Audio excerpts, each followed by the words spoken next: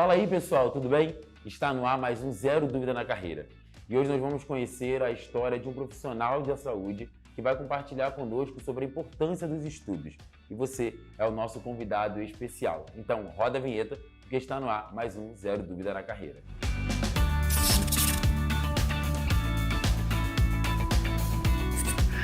Formado em 2003 em odontologia, em 2005 ele viajou a Portugal, aonde teve o maior contato com a medicina.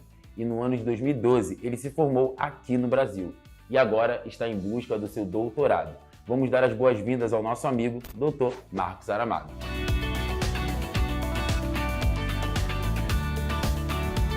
Seja muito bem-vindo. Prazer todo meu, Vitor. É uma honra poder falar um pouco da minha trajetória e da minha carreira e inspirar os que estiverem na mesma caminhada.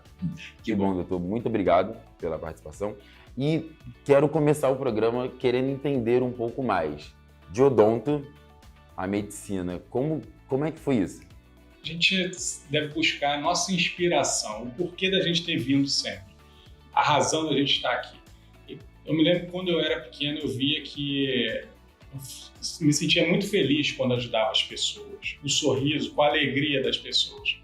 Então, através disso, eu fui vendo que a ajuda às pessoas, junto com a minha habilidade manual, me encaminharia para odontologia, para desenvolver trabalhos dentários, que seriam uma exigência dessa parte.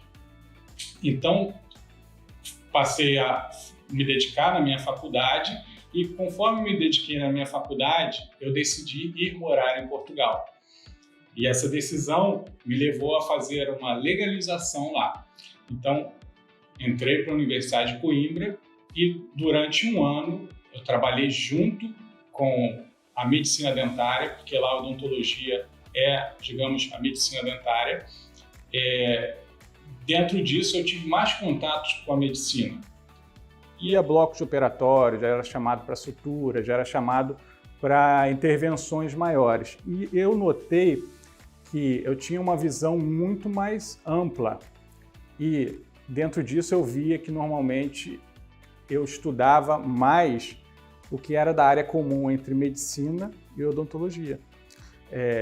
Patologia oral e maxilofacial, cirurgia, histologia, então tudo que tinha interconexão era o que eu me dedicava mais. E em Coimbra eu passei a ter mais contato com a medicina e isso começou a me atrair, porque eu notei que eu suscitava hipóteses, diagnósticos de síndromes que muitas vezes não eram pensadas, justamente por eu ter essa bagagem maior de ter estudado esses livros mais amplamente. Então, quando eu finalizei minha legalização em Portugal, eu voltei para uma sala de pré-vestibular, foi até interessante. Foi até interessante porque hoje mesmo eu falei disso com um paciente. Eu me vi, digamos, deixando de lado 7 anos da minha vida, que foi minha formação. Então, voltei para uma sala de pré-vestibular, vi o mesmo professor de física, Miranda, fazendo a mesma regrinha e me lembro que tem um estalo assim, pensei assim, o que eu fiz com 7 anos da minha vida? Caramba! E dentro desse processo, entre odonto e se formar realmente em medicina, esse apoio, ele veio de onde? Como surgiu essa motivação, além da sua vontade, entendendo o seu propósito?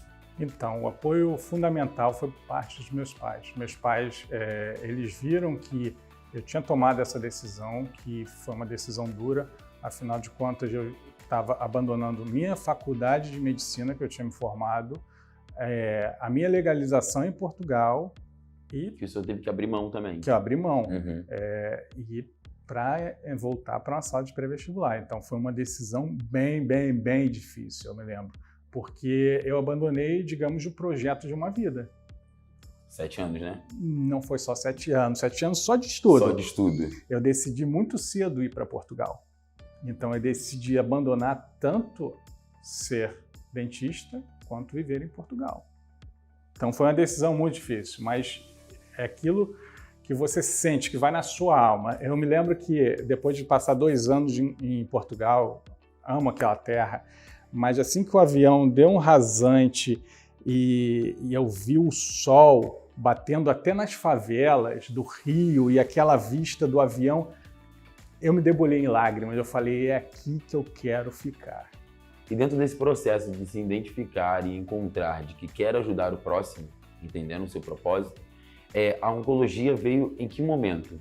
Dentro de Portugal, nesse processo de voltar para a nação, como que foi? Foi bem interessante, porque quando você decide ser médico, eu decidi e eu tinha formação de dentista e adorava cirurgia, sempre gostei muito de cirurgia. Tanto é que, pouco tempo de formado, eu já era responsável por 4 cadeiras de uma entidade beneficente que fazia trabalhos dentários gratuitamente, o Ambulatório Auxiliador em Niterói, que hoje em dia fizeram o prédio da Redditor lá. E eu era responsável por essas 4 cadeiras numa quinta-feira, então era muito natural tendenciar para uma área cirúrgica dentro da medicina. E eu ia fazer cirurgia de cabeça e pescoço. Eu entrei com esse norte. Sendo que, conforme eu fui acompanhando os cirurgiões, eu vi que meu raciocínio era muito mais clínico. O raciocínio do cirurgião é voltado para resolver aquilo que foi lhe dado. O raciocínio clínico, ele tem que ponderar outros fatores, o fator cirúrgico, o fator do paciente, se ele aguenta a cirurgia, o fator tratamento de quimioterapia, por exemplo, falando em químio, o fator cardiológico, o fator nutricional, isso tudo o oncologista clínico tem que fazer um malabarismo para poder conseguir o melhor pelo paciente. Então, fui vendo que eu não queria só saber se foi operado com margens livres, se ficou tumor, se não ficou. Eu queria saber qual químio seria dado, se era a melhor químio para ele, qual o prognóstico, quais as possibilidades com aquela químio, se no laudo de patologia poderíamos refinar mais de alguma coisa. Então, era muito mais um raciocínio mais investigativo. Então, com isso, no último semestre da faculdade, eu decidi, em vez de seguir cirurgia, seguir oncologia clínica. Então, eu segui clínica médica, já tendenciado para oncologia, adorava os pacientes oncológicos. Você sempre busca algo mais, um diferente. E a tua vocação, você perguntou pela vocação, a vocação pela oncologia, porque eu vi que a oncologia era o suprassumo do cuidado. Eu vi que os pacientes oncológicos eram pacientes muito especiais. Pacientes que você tem uma demanda emocional, intelectual e espiritual muito grande. Você tem que usar muita medicina, você tem que ter um aporte espiritual muito grande, porque em geral são pacientes que têm quando você fala em câncer, você fala em algo que se torna pesado, né? Exatamente. Então, isso e a emoção também. Esses pacientes, você vê que eles vêm emocionalmente desgastados. É até interessante que, recentemente, tive uma paciente e falei, você tem ido na psicologia? Ela, não, doutor, na consulta o senhor me coloca tão para cima que eu não tenho sentido necessidade. Então, você tem que colocar ele para cima. E você tem que colocar fé naquele tratamento que você está fazendo. Entendi. Olha, doutor, nós temos muita coisa.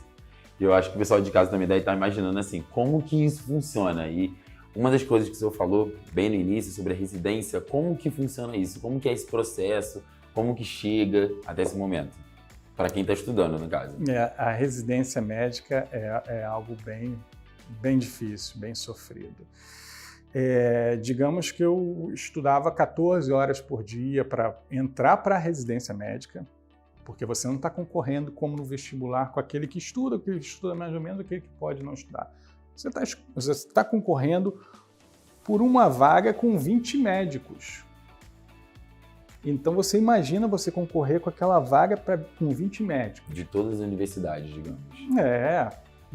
Todo o Brasil muitas vezes. Então uma vaga de clínica médica, que é o que eu fiz, é muito, muito difícil. Então eu estudava 12, 14 horas por dia e minha mãe falava que eu não ia aguentar, mas eu sempre fui resiliente e a prova disso é Coimbra, porque eu fiz a Universidade de Coimbra quando o dentista tinha aquela situação em Portugal que era muito difícil de debelar, a gente tinha que se provar. A gente chegar em um lugar e provar a nossa competência é mais difícil do que você já ser aceito e você ser visto. Você tem que provar que você é capaz. Então, essa capacidade de resiliência que a Universidade de Coimbra me deu, eu trouxe para a minha existência. Então, quando eu estudava para entrar para uma residência de clínica médica, eu eu era uma máquina, eu devorava de apostilas, eu estudava, eu conversava com os profissionais, e então eu fui acelerado e eu passei para a residência que eu queria, que foi a residência clínica médica no Hospital da Lagoa, Hospital Federal da Lagoa. Fiz residência clínica lá e, enfim, já estava tendenciado aos pacientes oncológicos e me apaixonei lá, enfim, tive preceptores fantásticos, Elaine Peluso, a doutora Ana Carolina, enfim, foram pessoas que eu fui me inspirando, o Múcio. Então, através disso, eu vi, dos profissionais que eu vi atuando, eu vi o que eu queria. E aí, através de ver o que eu queria, eu corri atrás. Depois da residência de clínica médica, continuei estudando e entrei para a residência no INCA, aí em oncologia clínica. E aí, daí foi... Mas o processo, a própria residência em si é bem difícil. É difícil você entrar, é difícil você encarar, é difícil você finalizar, porque é uma demanda constante. E o paciente oncológico, a demanda é bem aumentada. É bem mais extensa, digamos assim? Bem mais extensa. E agora a gente vai compartilhar com vocês alguns momentos especiais do Dr. Marcos, sendo que quero lhe convidar para poder embarcar nessa viagem junto comigo, olhando aqui para o nosso telão. Diga para mim, doutor, quem é? Esse aí é meu irmão. Meu irmão é uma base muito forte da minha vida. É um cara muito sagaz, que tem sempre uma resposta muito interessante, muito reflexiva. E quando foi essa foto? Então, essa foto foi de 6/6/12, da minha formação como médico. Meu irmão aí me dando um apoio, enfim, no desfecho de tudo que foi, desde o pré-vestibular, desde a decisão e desde de tudo que culminou com essa formatura, em que nesse momento eu passava de acadêmico a médico, né?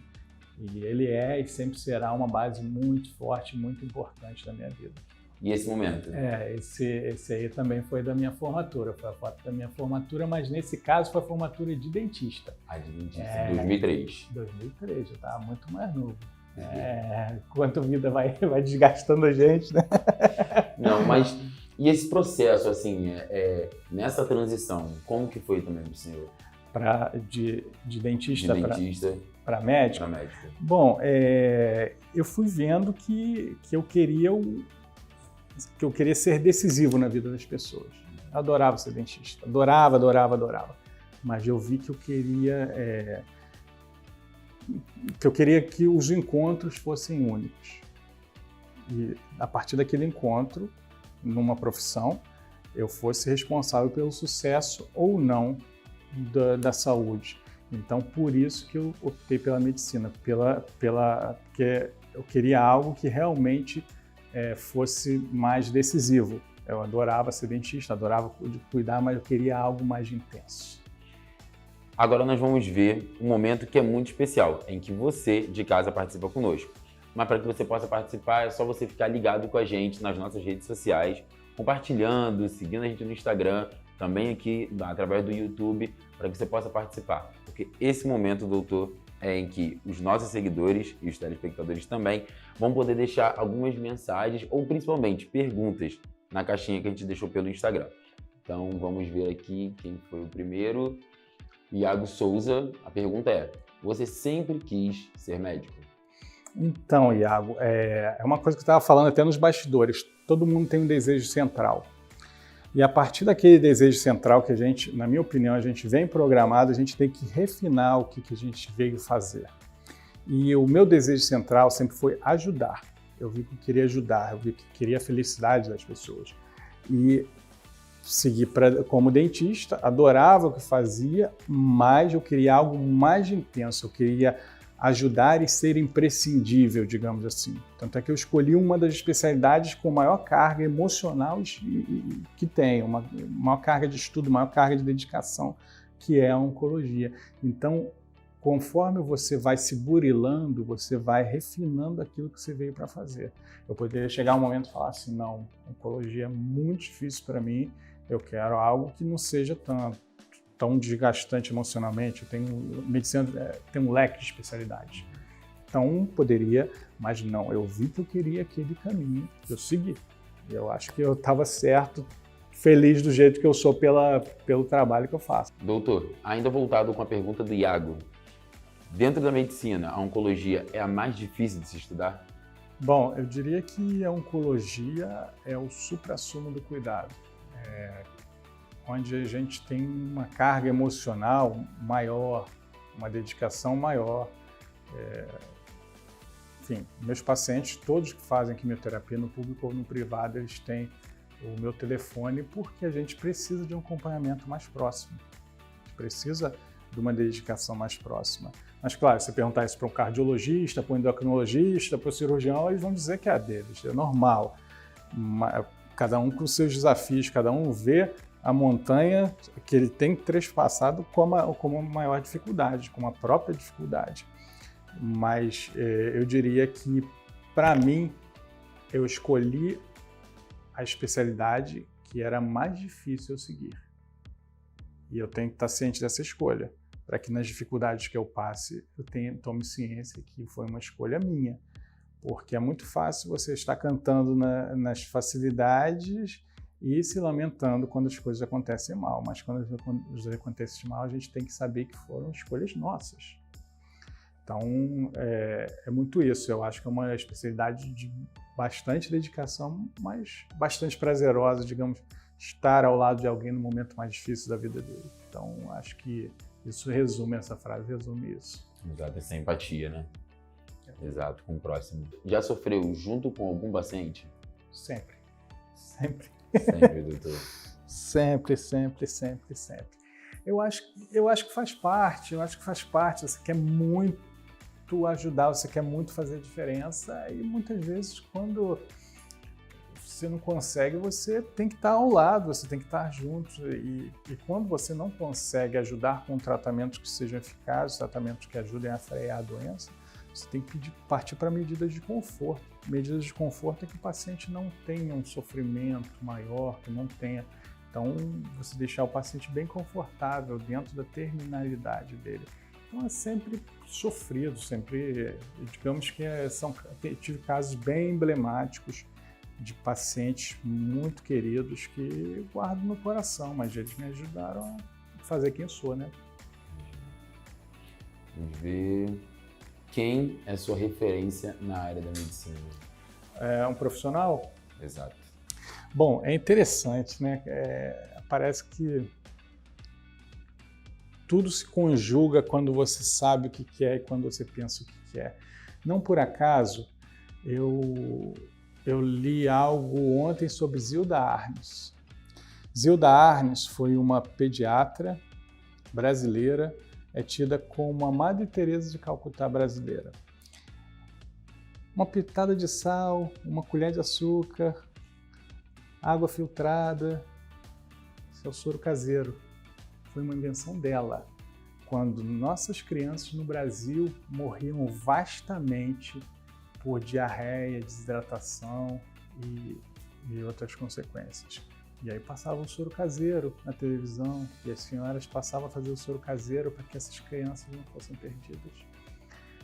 Então ela, na simplicidade dela de uma pitada de sal, uma colher de açúcar e água filtrada, ela salvou milhões, gerações que devem tudo a ela.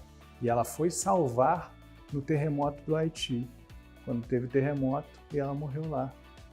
Essa é uma história de uma brasileira, uma pediatra, acho que ela é infectologista ou epidemiologista, se não falha a memória, que salvou aqui, foi salvar lá, morreu em uma catástrofe, muitas vezes a gente não lembra. Você vê, ela fez a pastoral da criança, da pessoa idosa, teve contribuições fantásticas, mas porque não estava nos holofotes, muitas vezes não é reverenciada. Então, digamos que meu exemplo de profissional são esses profissionais que individualmente fazem a parte deles e o reconhecimento muitas vezes vem depois, muito depois. Carlos Chagas, que conseguiu diagnosticar e tratar a doença de Chagas, barbeiro, tripanossomias e tudo mais. Enfim, vários nomes de Oswaldo Cruz. Então, são expoentes que muitas vezes a gente esquece. Acho que é uma gama deles todos que a gente deve se inspirar. Então encerramos agora esse momento em que você participou conosco através das redes sociais, deixando a sua pergunta na caixinha, e vamos ao momento em que o senhor vai assistir um vídeo e falar sobre a importância dele, tudo bem? Claro. Queria finalizar com um slide que eu acho que é bem interessante, tá? Esse último slide está passando alguns dos meus pacientes muito queridos, do qual me dedico muito a eles todos. Então, queria que nesse momento de dificuldade a gente se unisse não só como paciente ou médico, mas sim como pessoas. Meus pacientes veem em mim a sinceridade e a dedicação, porque eles sabem que eu trataria todos eles como se fosse um familiar íntimo, e todos eles para mim são as coisas mais preciosas que eu tenho. Então, por isso esse carinho é tão fácil e a facilidade do sentimento em torno disso. Então, eu queria que nos uníssemos como pessoas. Doutor, que momento é esse? Bom, esse momento foi muito interessante porque foi no começo do lockdown da pandemia. As pessoas tinham muita divergência de como proceder, como agir, como tratar, e tendo pacientes com Covid, eu tive que estudar e me dedicar a isso, além da oncologia. Era um paciente com câncer e Covid, então era mais difícil ainda. Então, onde estava essa dificuldade, onde estava o medo, eu tive que ter forças para estudar e ir para a dedicação. Então, isso foi o auge da pandemia, em que todo mundo tinha medo, e nesse momento eu quis dar a certeza, estaria ao lado, estaria junto, e estive junto dessas pessoas que tenho um carinho enorme por elas e sempre terei. Que ótimo. E antes de encerrar o nosso programa, eu gostaria que o senhor deixasse uma mensagem, deixasse uma mensagem de incentivo para esse jovem, para esse homem, para essa mulher que quer ingressar na área da medicina, e convido a olhar para aquela câmera ali. Bom, é sempre muito difícil a gente deixar uma mensagem, mas eu diria que dentro da minha caminhada eu tive várias pessoas que me inspiravam, várias pessoas que realmente me mostraram onde eu queria chegar.